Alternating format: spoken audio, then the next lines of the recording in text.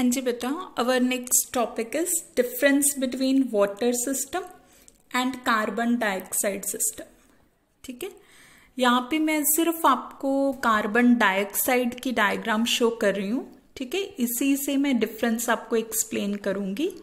लेकिन एग्जाम में अगर आपको डिफरेंस आता है तो आपने दोनों की पहले फेस डायग्राम ड्रॉ करनी है, देन उसके 4 पॉइंट्स ऑफ डिफरेंसेस हैं। ठीक है, नंबर डाल के वो अच्छे से 4 पॉइंट्स एक्सप्लेन करने हैं।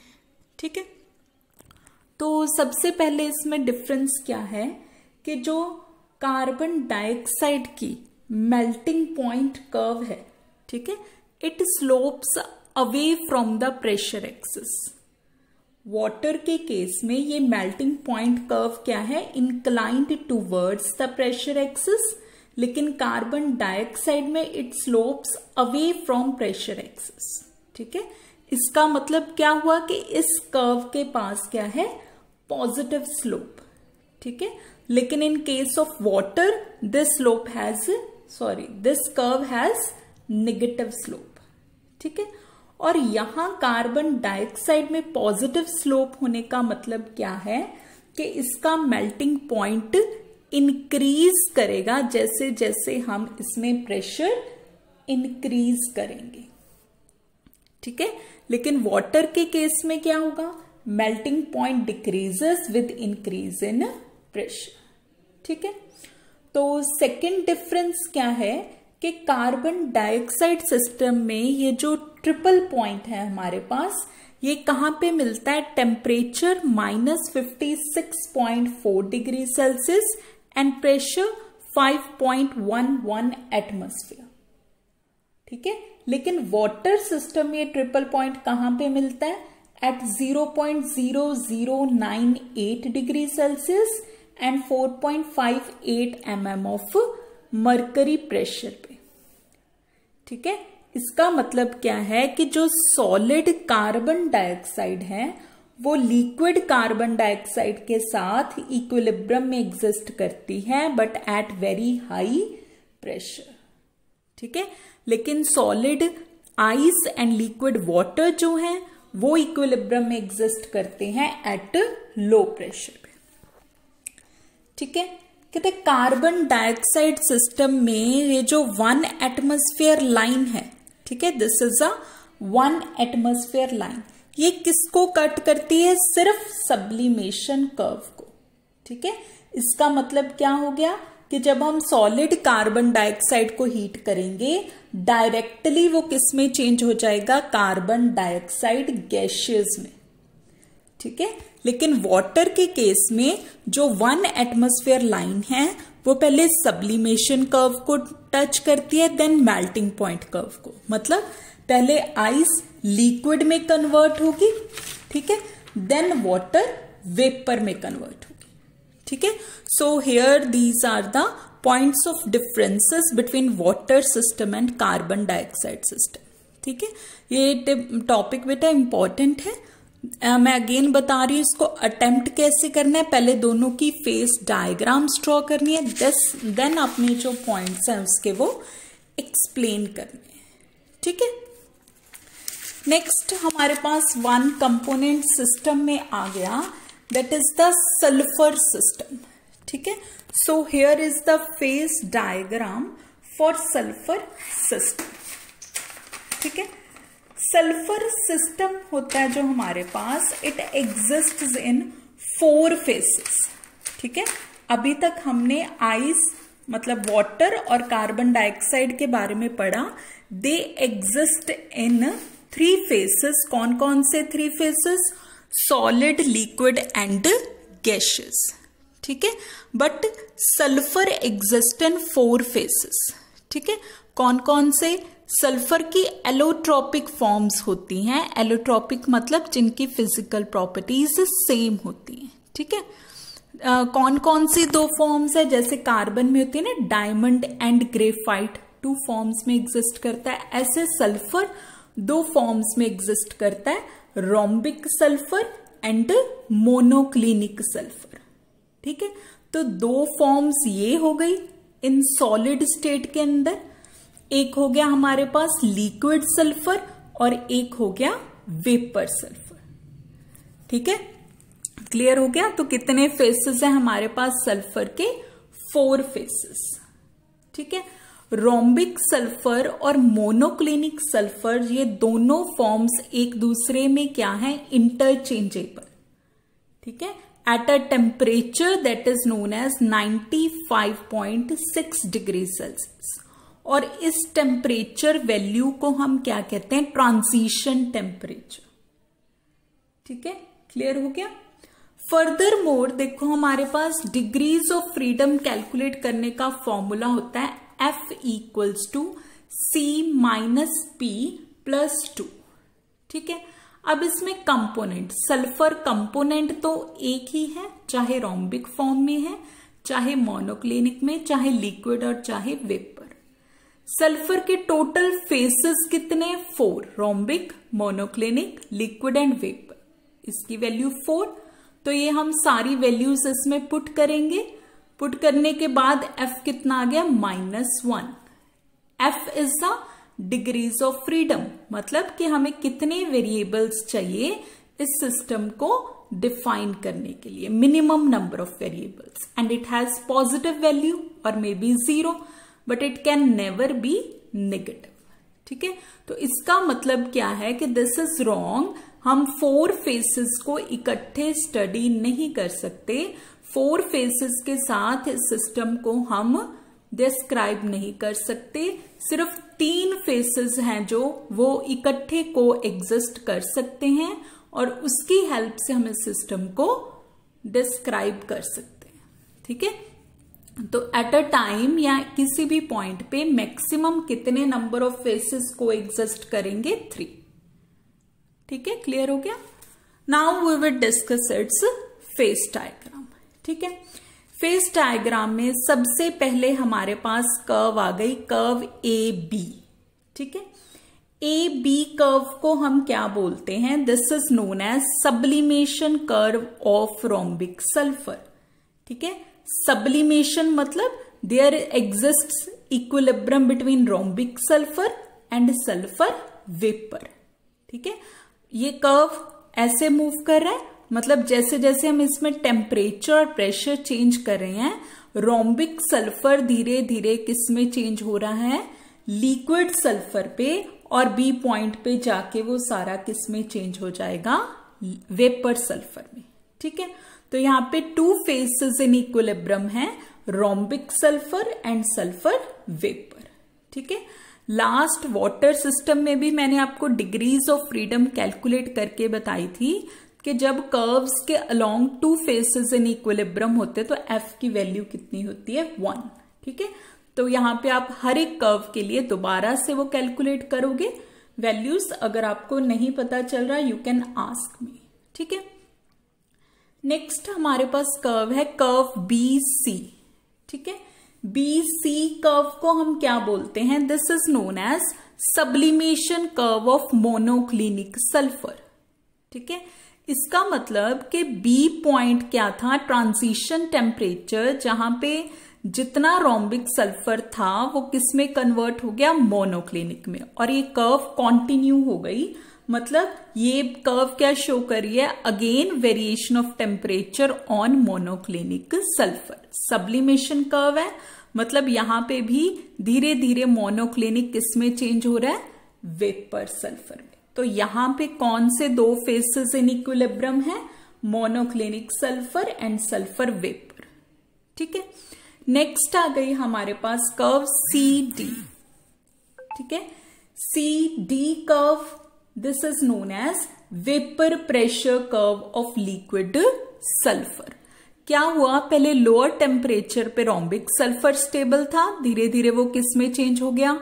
मोनोक्लिनिक में। देन धीरे धीरे मोनोक्लिनिक किस में चेंज हो गया? लिक्विड सल्फर में। ठीक है, तो along CD vapour pressure curve है, मतलब लिक्विड सल्फर किस में चेंज हो रहा है? वेपर सल्फर में। So there exists equilibrium between liquid sulphur and sulphur vapour. और यहां पे जो पॉइंट D है, this is known as a critical point. Critical point मतलब जब हम इतना टेम्परेचर इंक्रीज कर रहे हैं, above that point liquid sulphur does not exist. सिर्फ क्या एग्जिस्ट करेगा? Vapour sulphur. ठीक है, क्लियर। नेक्स्ट है हमारे पास कर्व सीई।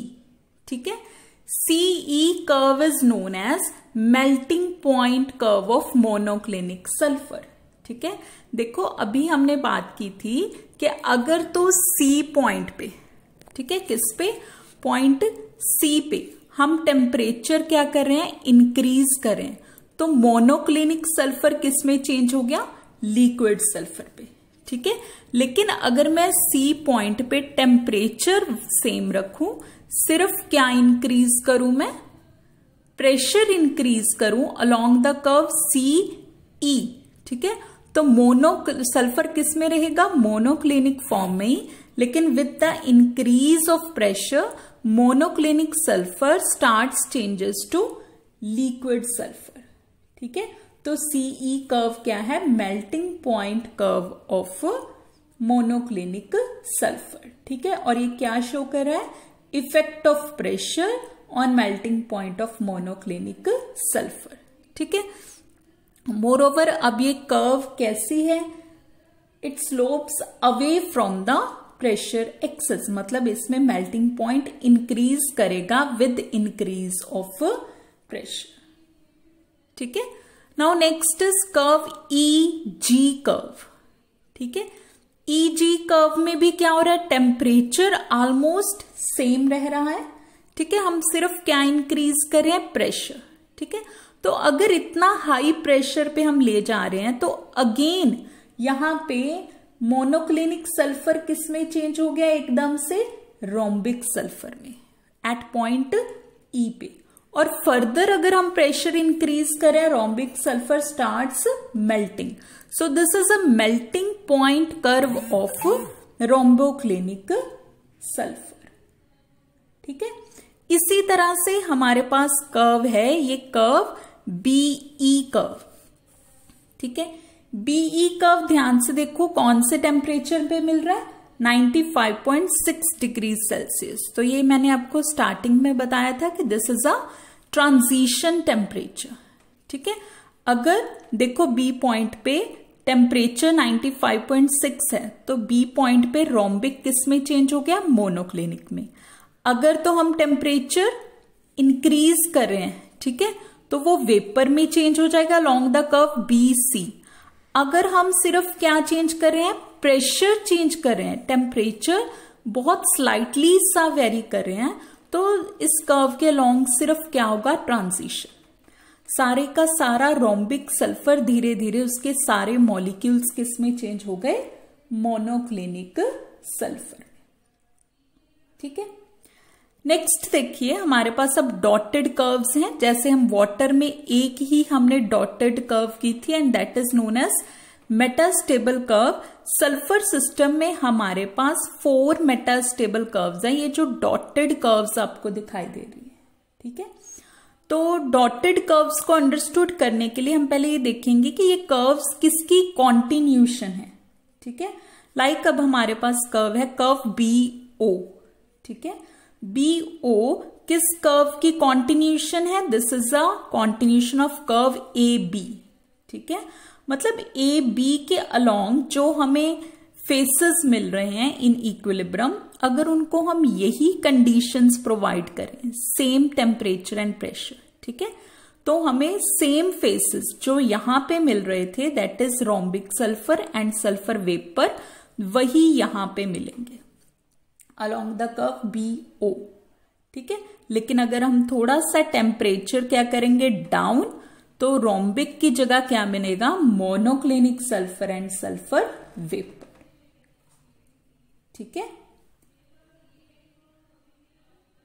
सो नेक्स्ट हमारे पास कर्व आ गई है BF कर्व। ठीक है, अब जो BF कर्व है ये किसकी कॉन्टिन्यूशन है? BF curve is a continuation of curve BC। ठीक है, तो जो इक्विलिब्रियम हमें बी सी पे मिल रहा है वही किस पे मिलेगा, बी एफ पे। ठीक है, मतलब monoclinic sulphur and vapour sulphur. जो कर्व जिसका कॉन्टिन्यूशन है उसी इक्विलिब्रियम को ये कॉन्टिन्यू करेगा। अगर टेम्परेचर या प्रेशर में चेंज करेंगे तो वो इक्विलिब्रियम फिनिश हो जाएगा। ठीक है, ये दो कर्व्स हो गए मेटास्टेबल। नेक्स्ट मेटास्टेबल कर्व है CO। CO अब किसकी कॉन्टिन्यूशन है, CD की। इट मीन्स यहां पे क्या मिलेगा, same equilibrium, that is sulphur liquid and sulphur vapour. इसी तरह से कर्व OE। ठीक है, OE कर्व किसकी कॉन्टिन्यूशन है, दिस वन, EG की कॉन्टिन्यूशन है। तो यहां पे क्या मिलेगा, rhombic sulphur and liquid sulphur, that is melting point curve of rhombic sulphur. ठीक है, तो अभी कर्व्स हमने इसमें सभी एक्सप्लेन कर दी, पहले नॉर्मल कर्व्स की, उसके बाद मेटास्टेबल कर्व्स। अब नेक्स्ट हमने फेस डायग्राम में क्या एक्सप्लेन करना होता है, एरियाज। ठीक है, तो इस डायग्राम में हमारे पास 4 एरियाज बन रहे हैं। ठीक है, और जैसे हमने वाटर सिस्टम में पढ़ा, एरियाज हमेशा क्या होते हैं, बाई वेरिएंट सिस्टम होते हैं। मतलब डिग्रीज ऑफ फ्रीडम की वैल्यू कितनी होती है, 2। ठीक है, और एरियाज में हमेशा ओनली 1 फेज है जो वो एग्जिस्ट कर रहा होता है। ठीक है, और मैंने आपको कौन सा फेज एग्जिस्ट कर रहा होता है ये भी एक्सप्लेन करना बताया था कि जो फेज कॉमन होगा उस एरिया में वो इजिली एग्जिस्ट करेगा। ठीक है, तो सबसे पहले एरिया है below ABCD। This is the area below ABCD। यहां पे 3 कर्व्स मिल रही हैं, तो कॉमन फेज देखते हैं। यहां पे क्या मिल रहा है, rhombic sulphur and sulphur vapour. यहां पे monoclinic sulphur and sulphur vapour. यहां पे sulphur liquid and sulphur vapour. ठीक है, तो कॉमन फेज कौन सा हुआ, वेपर सल्फर। मतलब इस सारे रीजन में, इस conditions of temperature and pressure पे क्या मिल रहा है हमें, वेपर सल्फर। ठीक है, next area is right side of GECD, ये वाला एरिया। ठीक है, यहां पे सबसे पहली कर्व EG आ गई। यहां पे क्या मिल रहा है, rhombic sulphur and liquid sulphur. यहां पे monoclinic sulphur and liquid sulphur. यहां पे sulphur liquid and sulphur vapour. मतलब इस एरिया में क्या मिलेगा, लिक्विड सल्फर। ठीक है, similarly left of GEBC, left of GECB, GE या GEBA ले सकते, ये वाला रीजन। यहां पे क्या मिलेगा, सॉलिड। ठीक है, next 4th area is in between of EBC। यहां पे कौन सा फेस मिलेगा हमें, मोनोक्लिनिक सल्फर। ठीक है, क्लियर हो गया। नेक्स्ट अब हमारे पास ट्रिपल पॉइंट्स। ठीक है, तो इसमें 3 ट्रिपल पॉइंट्स हैं हमारे पास। सबसे पहला ट्रिपल पॉइंट है B। ट्रिपल पॉइंट वो पॉइंट होता है जहां पे 3 कर्व्स मीट करती हैं और 3 फेसेस को एग्जिस्ट करते हैं। ठीक है, तो B पॉइंट पे या किसी भी ट्रिपल पॉइंट पे कौन से फेसेस को एग्जिस्ट करेंगे ये हम कैसे फाइंड आउट करेंगे, कर्व्स देख लेनी है कि कौन सी मीट कर रही है।